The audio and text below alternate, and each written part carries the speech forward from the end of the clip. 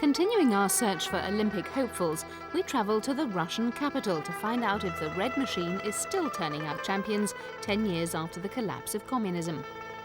Since 1990, the lavish government spending afforded to sports has dwindled, and in turn, so has the quota of Olympic medals.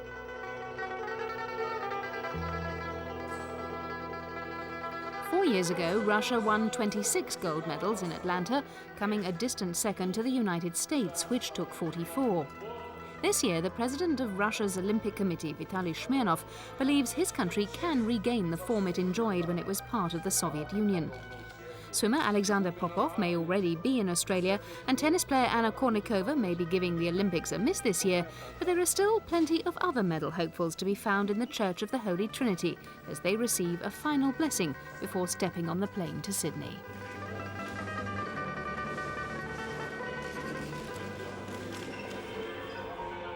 In the 1960s and 70s, Soviet domination of the Olympics was overwhelming, not least in the world of gymnastics. With stars like Larisa Latinina, Ludmila Torysheva, Nelly Kim and Olga Korbut, the Red Machine was virtually unbeatable. Nearly 30 years after the Munich Olympics, there's another little girl ready to set hearts racing in Sydney. She has the same flexibility as Korbut, the same heartwarming smile, the same grace, and even the same dedication.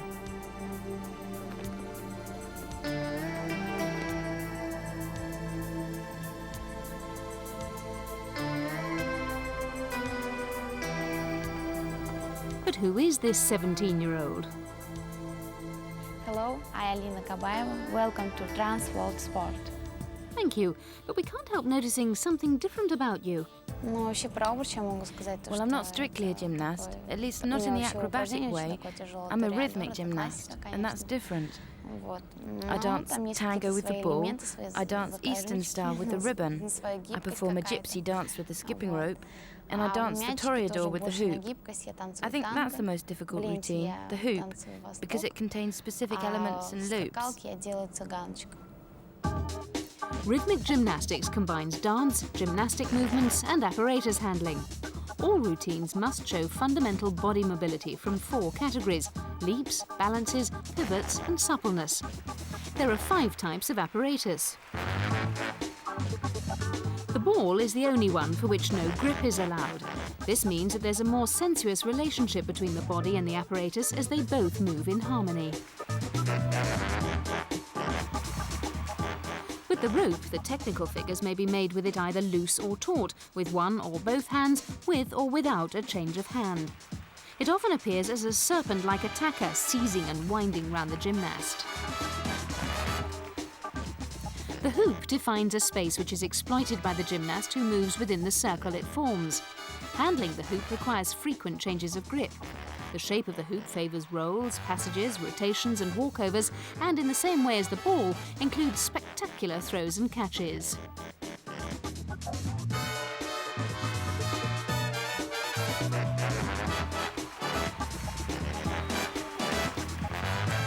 The ribbon's function is to create designs in space, with snakes, spirals and throws. The 5th discipline is the club. However, every 2 years, one of the 5 is omitted from competition, and at present it's the club. I may have won medals, but I've also been criticised by people, the sort of people who can't do the same as me. No one in the world can match my flexibility yet, and everyone likes it, which is why they criticise me. It's jealousy.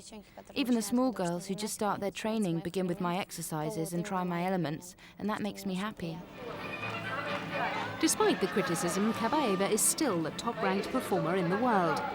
European all-around champion at just 15, she quickly added title after title to her list of achievements.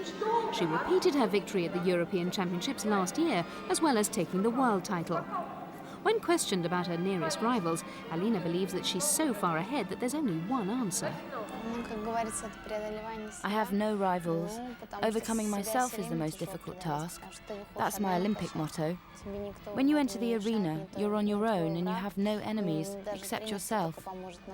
Even your coach can't help you while you're in the arena. So that's why you have to overcome yourself at these difficult moments.